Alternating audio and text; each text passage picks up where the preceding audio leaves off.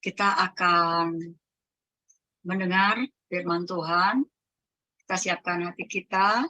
Nanti siap-siap Ibu Nerliana, Pak Apen, Mbak Naomi, dan Ibu Vivin. Ya, kita akan berdoa untuk firman Tuhan. Nanti Mbak Naomi yang akan berdoa. Silakan Mbak Naomi. Baik. Bapak kami di surga, terima kasih ucap syukur kami Tuhan untuk kami bisa kembali mendengarkan renungan firman-Mu yang akan disampaikan Gembala kami Pastor Paul Tuhan. Engkau urapi dan berkati beliau, biar apa yang disampaikan dalam firman-Nya bisa menegur kami, bisa meneduhkan setiap hati kami, dan juga mengingatkan kami ya Bapa. Terima kasih Tuhan, hanya di dalam nama Tuhan Yesus Kristus. Haleluya. Amin. Amin. Firman Tuhan, pembacaan firman Tuhan hari ini terambil dalam 1 Tawarikh 16 ayat 1 sampai 22. Nanti Ibu Nerliana yang akan membacakannya. Dan ayat 23 sampai 43 Bapak Apengkwe serta Mbak Naomi, Ibu Vivin dulu ya. Lukas 20 ayat 1 sampai 26 dan Mbak Naomi Lukas 20 ayat 27 sampai 47. Ya, pertama-tama kita dengar pembacaan firman dari Ibu Nerliana 1 Tawarikh 16 ayat 1 sampai 22. Silakan Bu Nerliana. Baik, terima kasih Bu Cinta. Salam Bu Cinta. Shalom. Salam Pastor Paul, Bu Ana, Pak Weli.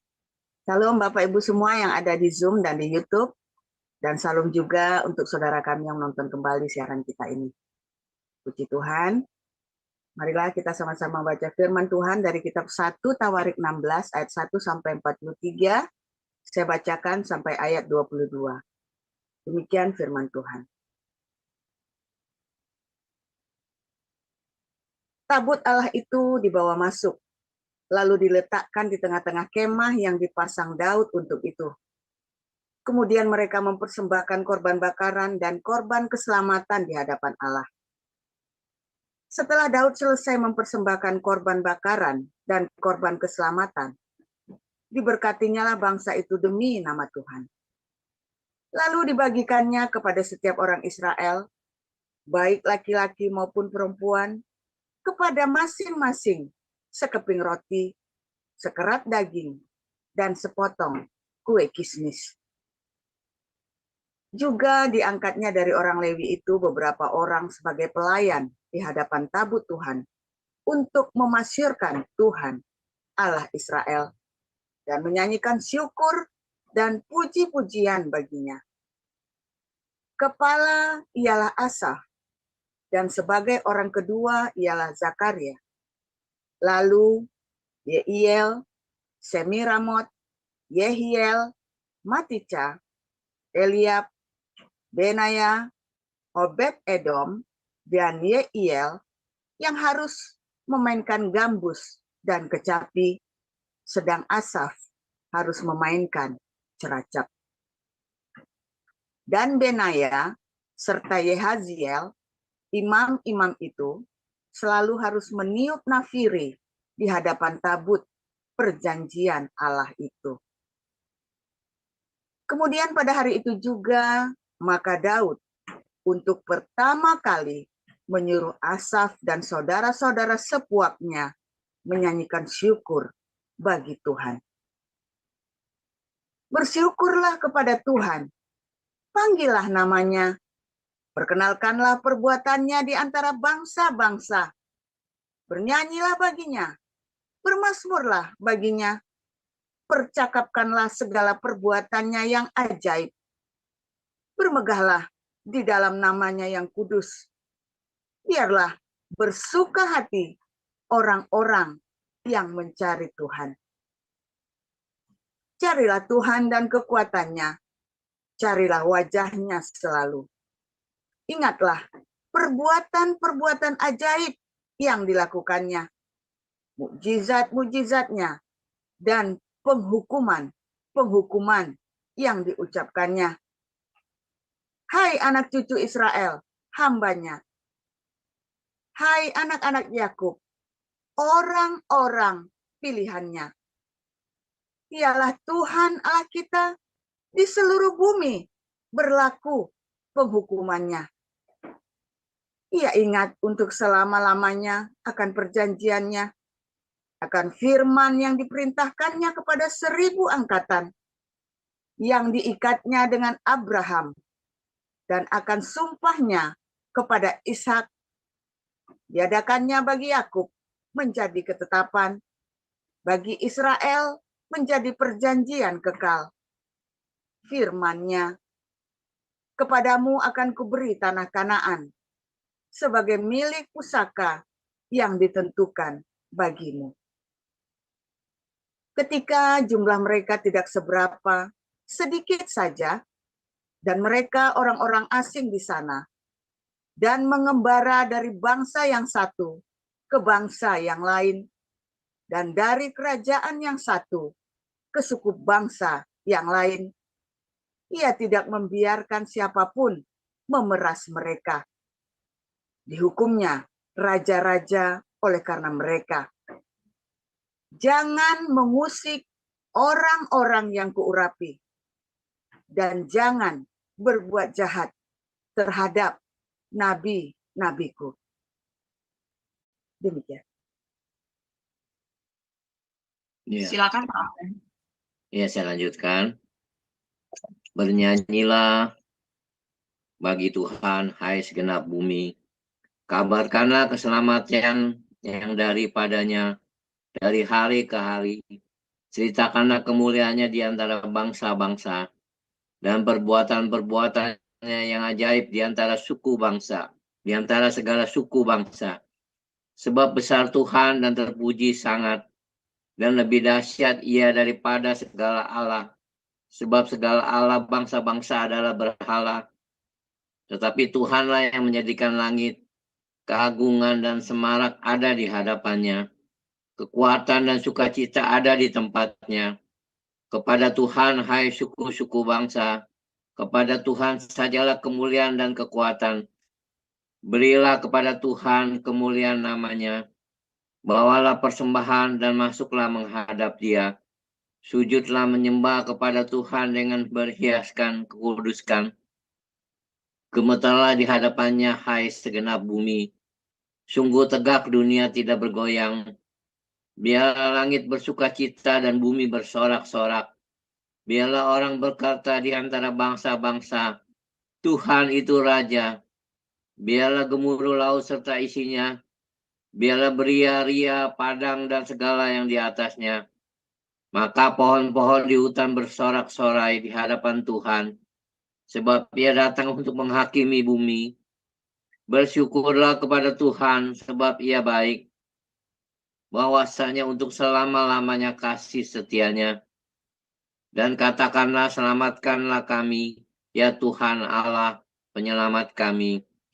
Dan kumpulkanlah dan lepaskanlah kami dari antara bangsa-bangsa, supaya kami bersyukur kepada nama-Mu yang kudus, dan bermegah dalam puji-pujian kepadamu.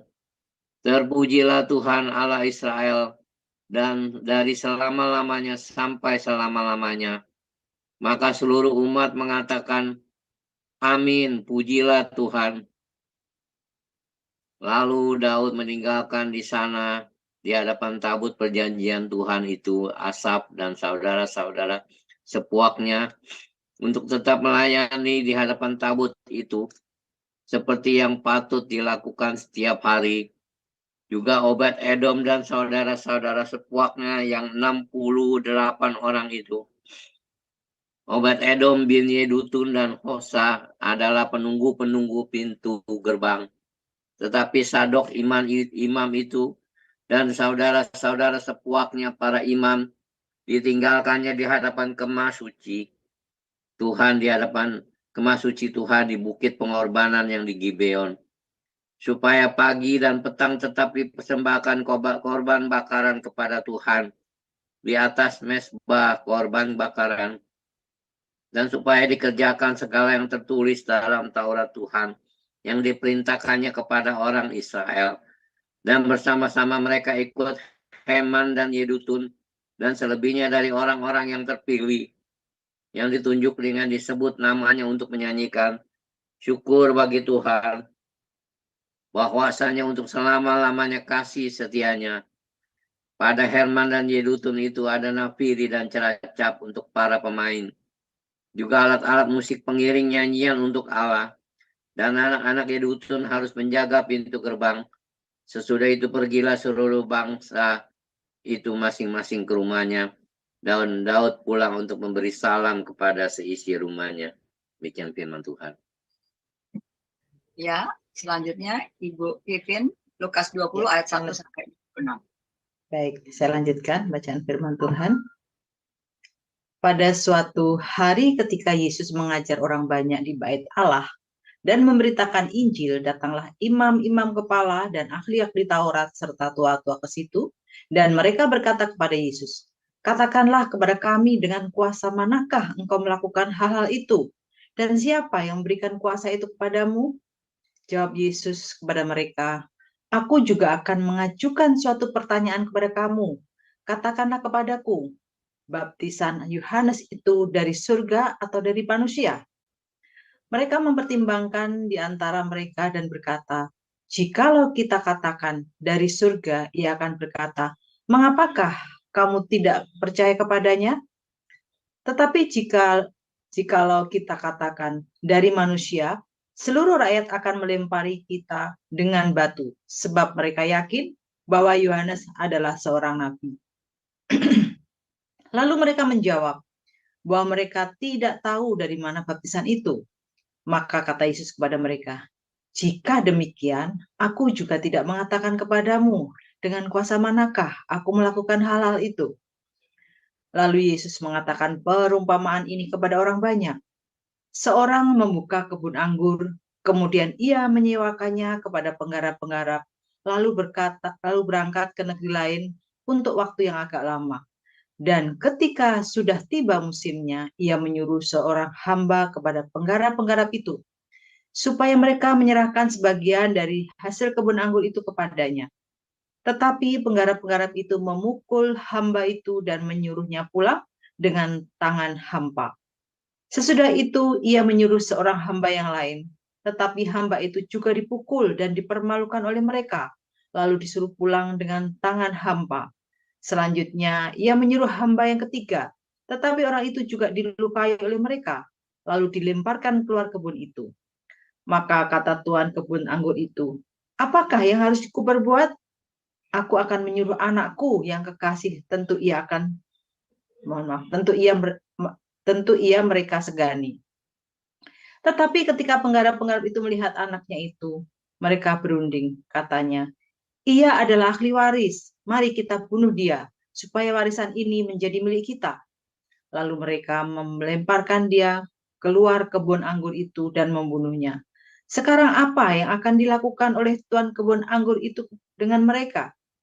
Ia akan datang dan membinasakan penggarap-penggarap itu dan mempercayakan kebun anggur itu kepada orang-orang lain. Mendengar itu mereka berkata, "Sekali-sekali jangan." Tetapi Yesus memandang mereka dan berkata, "Jika dengan demikian, apakah arti nas ini? Batu yang dibuang oleh tukang-tukang bangunan telah menjadi batu penjuru. Barang siapa jatuh ke atas batu itu, ia akan hancur. Dan barang siapa ditimpa batu itu, ia akan remuk." Lalu ahli-ahli Taurat dan imam-imam kepala berusaha menangkap dia pada saat itu juga. Sebab mereka tahu bahwa merekalah yang dimaksudkannya dengan perumpamaan itu. Tetapi mereka takut kepada orang banyak. Ahli-ahli Taurat dan imam-imam kepala mengamati Yesus. Mereka menyuruh kepadanya mata-mata yang berlaku seolah-olah orang jujur, supaya mereka dapat menjeratnya dengan suatu pertanyaan dan menyerahkannya kepada wewenang dan kuasa wali negeri. Orang-orang itu mengajukan pertanyaan ini kepadanya, "Guru, kami tahu bahwa segala perkataan dan pengajaranmu benar, dan engkau tidak mencari muka, melainkan dengan jujur mengajar jalan Allah. Apakah kami diperbolehkan membayar pajak kepada kaisar atau tidak?" Tetapi Yesus mengetahui maksud mereka yang licik itu, lalu berkata kepada mereka, "Tunjukkanlah kepadaku suatu dinar, gambar dan tulisan siapakah ada padanya?" Jawab mereka, "Gambar dan tulisan Kaisar." Lalu kata Yesus kepada mereka, "Kalau begitu berikanlah kepada Kaisar apa yang wajib kamu berikan kepada Kaisar, dan kepada Allah apa yang wajib kamu berikan kepada Allah." Dan mereka tidak dapat menjerat dia dalam perkataannya di depan orang banyak. Mereka heran akan jawabnya itu dan mereka diam. Demikian firman Tuhan. Ya, selanjutnya Mbak Naomi. Baik, saya akan melanjutkan. Maka datanglah kepada Yesus beberapa orang Saduki yang tidak mengakui adanya kebangkitan. Mereka bertanya kepadanya, "Guru, Musa menuliskan perintah ini untuk kita. Jika seorang yang mempunyai saudara laki-laki mati sedang istrinya masih ada, tetapi ia tidak meninggalkan anak, saudaranya harus kawin dengan istrinya itu dan membangkitkan keturunan bagi saudaranya itu. Adalah 7 orang bersaudara. Yang pertama kawin dengan seorang perempuan, lalu mati dengan tidak meninggalkan anak. Lalu perempuan itu dikawini oleh yang kedua, dan oleh yang ketiga, dan demikianlah berturut-turut oleh ke-7 saudara itu. Mereka semua mati dengan tidak meninggalkan anak. Akhirnya perempuan itu pun mati. Bagaimana sekarang dengan perempuan itu? Siapakah di antara orang-orang itu yang menjadi suaminya pada hari kebangkitan? Sebab ketujuhnya telah beristrikan dia. Jawab Yesus kepada mereka, "Orang-orang dunia ini kawin dan dikawinkan, tetapi mereka yang dianggap layak untuk mendapat bagian dalam dunia yang lain itu dan dalam kebangkitan dari antara orang mati, tidak kawin dan tidak dikawinkan. Sebab mereka tidak dapat mati lagi. Mereka sama seperti malaikat-malaikat, dan mereka adalah anak-anak Allah, karena mereka telah dibangkitkan. Tentang bangkitnya orang-orang mati, Musa telah memberitahukannya dalam nas tentang semak duri, di mana Tuhan disebut Allah Abraham, Allah Ishak, dan Allah Yakub. Ia bukan Allah orang mati, melainkan Allah orang hidup, sebab di hadapan Dia semua orang hidup. Mendengar itu, beberapa ahli Taurat berkata, "Guru, jawabmu itu tepat sekali." Sebab mereka tidak berani lagi menanyakan apa-apa kepada Yesus. Tetapi Yesus berkata kepada mereka, "Bagaimana orang dapat mengatakan bahwa Mesias adalah anak Daud? Sebab Daud sendiri berkata dalam kitab Mazmur, 'Tuhan telah berfirman kepada Tuanku, duduklah di sebelah kananku, sampai kubuat musuh-musuhmu menjadi tumpuan kakimu.' Jadi Daud menyebut dia tuannya. Bagaimana mungkin ia anaknya pula?" Ketika semua orang banyak mendengarkan, Yesus berkata kepada murid-muridnya, "Waspadalah terhadap ahli-ahli Taurat yang suka berjalan-jalan memakai jubah panjang dan suka menerima penghormatan di pasar, yang suka duduk di tempat terdepan, di rumah ibadat, dan di tempat terhormat dengan perjamuan, yang menelan rumah janda-janda dan yang mengelabui mata orang dengan doa yang panjang-panjang. Mereka itu pasti menerima hukuman yang lebih berat." Amin. Terima kasih para lektor, Ibu Nerliana, Pak Apeng, Bu Vin, dan Mbak Naomi.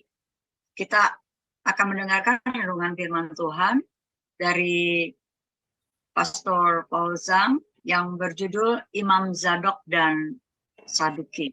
Silakan Pastor.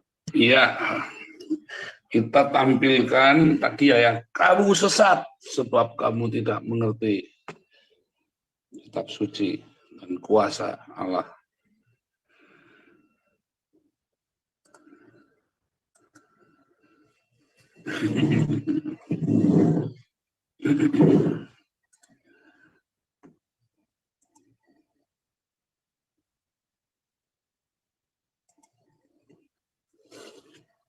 Mana itu? Nah, itu ayat 34. 33 kali ya. Apa 32? Oh, 3. 32 ya.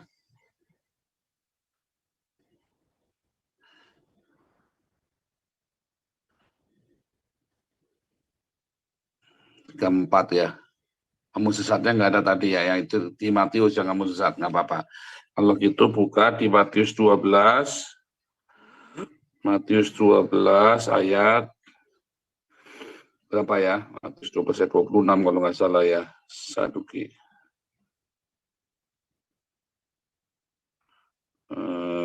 Matius 12 ayat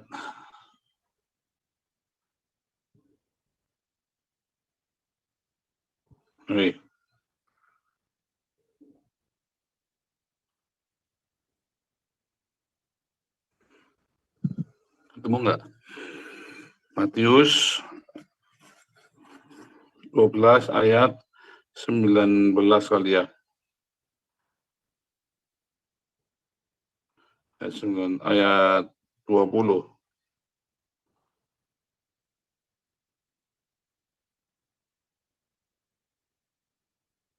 24 ya. 24. Ya, kasih warna tolong. Iya. Oh, 20. Oh itu Matius 16. Mana nih saya bacanya mana nih? Markus 12, sorry, Markus 12. Markus 12 ayat 24. Sorry ya. Oke, kami tampilkan ya. Saudara, terang benderang ya. Nah, jadi cerita tentang Saduki dan orang ya di Saduki ini menurut Talmud ya, menurut Talmud Saduki ini adalah dari keturunan Imam Zadok ya, secara keluarganya Imam Zadok tadi ya, yang Imam Zadok ini adalah imam yang sangat loyal dengan Daud ya, sangat loyal. Dan Imam Zadok inilah yang menjadikan kebangunan rohani bagi Israel ya, yang memimpin dan begitu setia, begitu melindungi sekali ya, melindungi dan begitu jujur, begitu berani, dan segala semua yang baik itu simbol dari sebuah kebangunan rohani di Israel saat itu ya, saudara ya. Bagaimana bait suci itu ya oleh keluarga Zadok ini ya, keluarga Zadok ini memboyong bait suci ini balik kembali ke Yerusalem ya, saudara ya. Tetapi tidak dikembalikan ke kemah Musa, saudara. Mereka bikin kemah Daud, saudara ya, namanya kemah Daud di Yerusalem. Nah, keluarga Zadok ini kemudian dipercaya ya, nanti kalau Yesus datang, kalau Mesias datang, maka yang menjadi imam besar adalah keluarga Zadok. Nah, si orang-orang Saduki inilah yang begitu bangganya bahwa mereka pede banget, mereka lah yang akan menjadi imam saat Mesias datang, saudara. Karena Mesias itu keturunan Yehuda, keturunan Daud. Dan tentu saja yang menjadi imam kalau Mesias datang menjadi raja, yaitu keturunan Yehuda, keturunan Daud, maka yang menjadi imam adalah orang-orang Saduki, keturunan Imam Zadok dari keluarga Lewi, saudara ya. Itu yang mereka percaya. Tetapi apa yang terjadi, saudara? Ketika Mesias datang, yaitu Yesus, orang Saduki ini bukannya dipuji-puji, malah dimaki-maki, saudara. Kamu sesat, kamu tidak mengerti kitab suci maupun kuasa Allah. Gara-gara mereka membuat satu dialektika bahwa di surga itu ada kawin mengawinkan ya. Ada aja kata Yesus, sesat ini, surga kok ada bidadari, upluk lu, gundulmu peang, kan begitu, saudara. Bidadari gundulmu peang. Ya, karena di surga itu tidak ada kawin mengawinkan ya. Ya, di kebangkitan nanti orang tidak kawin dan tidak dikawin, melainkan hidup seperti malaikat di surga. Gitu, saudara ya. Nah, apa yang terjadi dari Imam Zadok, dari keluarga Zadok yang begitu mempengaruhi kebangunan rohani di zaman itu ya saudara. Orang-orang Islam dibangkitkan dan Imam Zadok ini yang kemudian memimpin kebangunan rohani itu sehingga terjadi gerakan penyucian di seluruh Israel ya. Yang raja pun terinspirasi oleh gerakan penyucian dosa ini saudara ya. Nah, apa yang menyebabkan bisa terjadi perubahan? Karena apa saudara? Karena ketika para imam ya, namun ada ragi orang Farisi dan ragi orang Saduki ya, ragi. Mengapa? Karena mereka kemudian mengklaim nubuatan itu ya tidak salah, orang percaya dengan nubuatan. Yang salah ketika orang itu kemudian sudah mendapat privilege dan nubuatan, kemudian dia pikir ya dia sudah the best, saudara ya. Anda kalau melihat orang-orang Palembang punya kesombongan yang berbeda dan orang-orang Bali punya kesombongan yang berbeda. Masing-masing ada kesombongan sendiri. Orang Jogja punya kesombongan, orang Solo punya kesombongan. Proud, saya sebagai keturunan dari ini. Ya, sana saudara ya. Anda jangan bangga karena Anda anak orang kaya. Anda jangan pernah bangga karena Anda ada pejabat. Anda jangan bangga karena anak pendeta terkenal. Anda jangan bangga karena Anda ada seorang anak dari pengusaha. Enggak, saudara. Karena itulah mentalitas yang terjadi dengan orang-orang Saduki ini. Mereka bangga bahwa mereka adalah keturunan Sadok. Oh iya, saudara, enggak masalah. Bahwa kita mengedifikasi orang tua kita, nenek moyang leluhur kita bangga dengan marga kita. Tetapi yang salah adalah ketika Anda berpikir ya bahwa Anda adalah keluarga atau keturunan terhormat ya, sehingga Anda kemudian jadi tersinggungan. Itu yang salah, saudara. Karena Anda merasa itu eksklusif, Anda tersinggungan, lalu Anda berhak menghakimi orang lain. Anda berhak untuk mengkritik orang lain, sementara Anda tidak bisa dikritik. Oh, itu juga salah satu ya, saudara ya. Karena saya bangga sebagai keturunan ini, atau Anda seorang pangkat, berpangkat, atau Anda apapun pencapaianmu, lalu membuat Anda merasa lebih benar dari yang lain. Nah, itu yang terjadi, saudara ya, dengan orang-orang Saduki ini. Mereka kemudian dengan segala macam tafsirannya mereka, hermeneutiknya mereka yakin sekali bahwa mereka lah dari golongan Sadok yang benar. Padahal Tuhan Yesus nggak peduli yang begituan, saudara. Padahal di zaman perjanjian baru, begituan itu nggak mungkin. Runtuh semua 2000 tahun, semua kultur Yahudi, semua kebanggaan keluarga-keluarga, semua kisi-kisi, semua pilar-pilar Yahudi dan Ibrani rontok, saudara, habis, saudara ya. Ya, itulah sebabnya ya sejak tahun 70 kan sudah nggak ada orang Yahudi nggak punya tanah, adanya oral Torah. Makanya orang Islam itu bikin mengklaim cerita-cerita itu ngawur-ngawur, saudara. Karena Anda boleh mengkopi, orang-orang Islam ini boleh mengkopi semua cerita halakah. Ya, halakah itu folklore atau legenda dari film. Mereka boleh mengkopi karena itu tertulis. Makanya cerita-ceritanya orang Islam itu, nabi-nabinya itu mirip yang ada di halakah. Ya. Ada di Haggadah, ada di Haggadah. Tetapi yang mereka tidak ketahui adalah orang Yahudi punya kode rahasia, yaitu oral Torah, saudara. Kode rahasia. Orang boleh meniru, saudara. Sehingga ketika ada seorang Yahudi, ada seorang non-Yahudi, dia ikut-ikut ritual keimaman Yahudi, dia mengaku dia dari golongan imam junior, kemudian Rabai Yehuda bin Salomon ya ngomong, dia udah curiga ya, ini orang ngomong, dicek sama, kamu tadi nggak makan ekornya domba ya, nggak dikasih makan ekornya.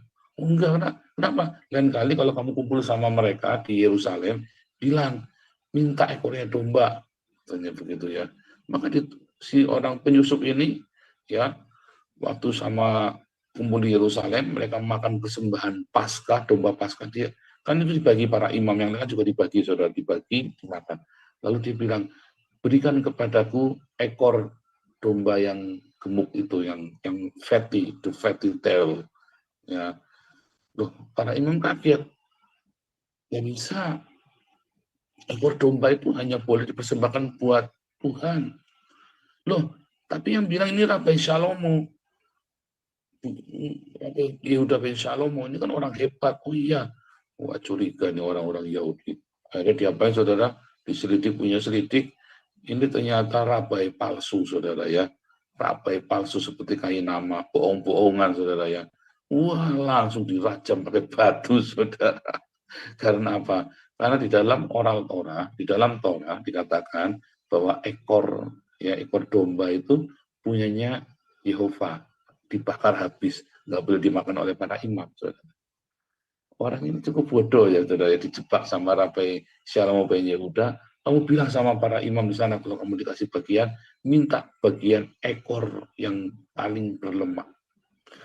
Wah, dia salah musuh, saudara. Wah, ketahuan dia bohong, karena itu kan penghinaan terhadap agama, dirajam pakai batu, saudara. Itu saya sedang cerita apa, saudara? Banyak orang dia berpikir dia mengerti ya tentang ya ini lagi perdebatan Trinitas Oneness, tapi debat lagi.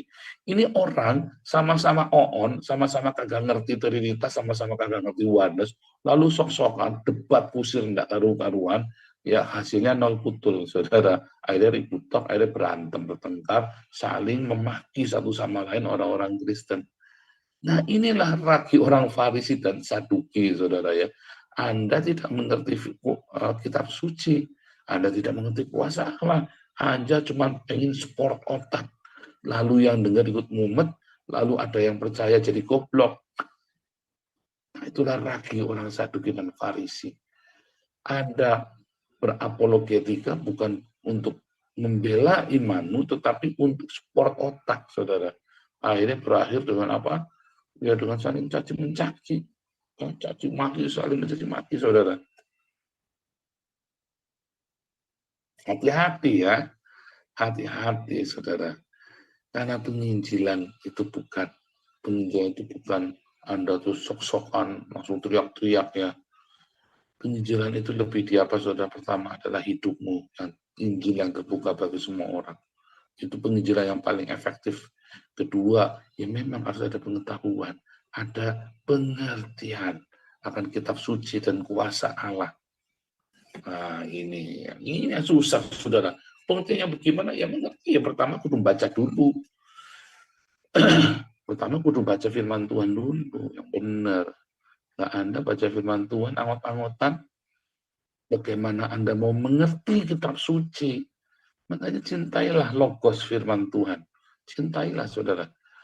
Cintailah logos firman Tuhan. Karena firman Tuhan itu nanti akan menuntun hidupmu, yang akan memberikan firman Tuhan itu akan bersaksi di surga untukmu, saudara. Yang firman Tuhan itu akan memisahkan roh dari jiwa, saudara. Sehingga Anda nggak perlu bingung lagi dengan tubuh jiwa roh. Yang paling penting di dalam sini adalah apa, saudara? Bagaimana orang-orang diberi kesempatan ya untuk melayani Tuhan, tetapi dia terus tetap dalam kerendahan hatian dan terus senantiasa menantikan Tuhan. Banyak orang ya yang merasa dia harus bikin yang spektakuler, saudara, pelayanan supaya kelihatan. Sebetulnya itu salah. Itulah mental-mental orang Saduki. Mentang-mentang dia keturunan Imam Sadok dan dia punya keluarga yang solid, terus dia bisa bikin macam-macam, saudara. Sama ya dengan hubungan. Mentang-mentang dia itu kan merasa di keluarga dia bisa macam-macam. Anda pikir Anda anak pendeta, terus Anda sudah suci. Ya, Anda boleh khotbah sembarangan. Anda pikir Anda terus pengusaha, terus Anda bisa ikut SOM 1, 2, 3, baru ikut SOM Anda sudah hati-hati, saudara. Merasa sok tahu tentang Alkitab, malah akhirnya berantem, tukaran sama orang Kristen. Ya, itulah lagi orang Farisi dan Saduki, saudara, berdebat kusir tanpa mereka menggunakan referensi yang jelas dan tanpa mereka punya akal dan punya pengetahuan. Ya, orang bahasa Ibrani saja nggak bisa. Itulah lagi orang Farisi dan Saduki. Ya, itulah Tuhan Yesus juga ngomong kamu sesat. Memang secara umum perkataan itu adalah itu orang-orang yang berdereng-dereng itu ya, pengen pembangunan bait suci ketiga atau pengen apa namanya, yang didoain sama itu yang doa menahan 7 sangkakala, ada saja saudara, doa menahan. Yang Paulus saja bilang mengharapkan Yesus cepat datang, nah ini malah doa menghalau sangkakala. Nah itu saudara, teori-teori apologetika dia hafal, tapi sebenarnya mereka tidak mengerti kitab suci dan kuasa Allah. Yang benar adalah Anda kudu ngalami sendiri prosesnya,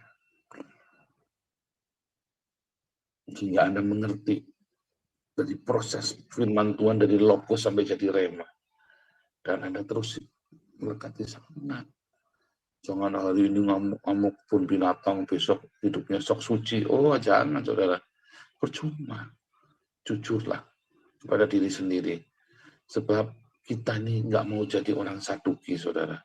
Yang bangga dengan gadis gunung. Oh saya keturunan Cangkai Sek. Oh yang satu, oh saya keturunan keraton darah biru. Mau merah kuning hijau biru. Karepmu saudara. Yang penting kualitas hidupmu. Ya, yang penting kualitas hidupmu yang menjadi berkat bagi banyak orang. Ya, kalau enggak nanti sesat. Orang debat ngalor ngidul. Terus coba saya mau nanya orang yang debat buat Trinitas Yohanes, terus hasilnya apa? Apakah mereka terus jadi masuk surga atau masuk neraka? Oh iya, kalau kita percaya Trinitas atau neraka, kundelmu peak. Tuhan goblok itu yang ngajari begitu, Tuhannya goblok berarti saudara. Yang tidak memiliki cinta, tidak bisa melihat Bapa. Itu yang benar saudara. Maka dari itu, ayo Anda yang nanti terlibat di dalam galarua, ya tetap saudara nggak boleh angkat senjata. Kita boleh saudara ya mengkritik pemerintah, kita boleh mengkritik Islam, mengkritik apa saja kita boleh. Yang nggak boleh adalah angkat senjata nembakin saudara. Ya hati-hati saudara, ketika saudara bergabung dalam komunitas ini, jangan sampai Yesus berkata kepada Anda ini orang Saduki nih ya, orang Saduki ya. Sehingga orang Saduki ini tidak percaya ada surga neraka, saudara ya. Oke, jadi firman Tuhan pagi hari ini mengingatkan kita, ya boleh kita punya hubungan dan bagus hubungannya dekat dengan Tuhan. Tetapi jangan sampai hubungan dengan keinginan kita untuk punya keintiman dengan Tuhan, kemudian akhirnya terjebak di dalam ritual dan simbol-simbol, lalu akhirnya kita ngarang-ngarang firmannya dimodifikasi sama kita di karang-karang. Ya bahkan ritualnya pun di karang-karang. Akhirnya ruwet, saudara. Dan akhirnya Anda tidak berbuah. Karena Anda sibuk dengan polesan-polesan. Anda akhirnya nggak berbuah. Ya. Bagaimana dengan tadi orang-orang Yahudi yang punya kodeks itu tadi ya. Punya kode rahasia orang. Nah itulah yang dijaga oleh orang Yahudi zaman itu ya. Orang nggak boleh ditulis supaya mereka turun-temurun hanya eksklusif. Tetapi Yesus membuat Torah itu terbuka bagi semua orang dan jujur. Ketika orang-orang Saduki dan Farisi ini berusaha nutupin ya, supaya orang jangan belajarnya kalau bisa dipersulit, ngapain dipermudah. Yesus mengajarkan untuk membuka seluas-luasnya firman Tuhan, diajarkan seluas-luasnya, saudara. Nah itulah waspada terhadap lagi orang Saduki. Ya, dan orang Saduki ini kan nggak percaya kehidupan setelah kematian ya, nggak percaya ada surga neraka. Yang penting sudah selesai tugas mereka di dunia ini. Terus kemana ya empuh. Nah itu yang mereka anggap sebagai rapture gitu ya. Ingat hari Minggu kemarin ya, Yesus mengajarkan 3, yaitu akhir dari bait suci, akhir dari Islam, dan benar-benar akhir zaman. Tuhan Yesus mengajarkan kepada kita seperti itu. Tetapi kita nggak ngerti, saudara. Baca firman itu aja nggak ngerti. Dan kita merasa tahu kotak-katik. Nah itulah orang Farisi dan orang Saduki yang harus Anda sidak. Jangan baca Alkitab kotak-katik gatuk, saudara. Hati-hati. Ya, itulah pengajaran kita pagi hari ini lagi orang Farisi dan Saduki. Tuhan Yesus memberkati.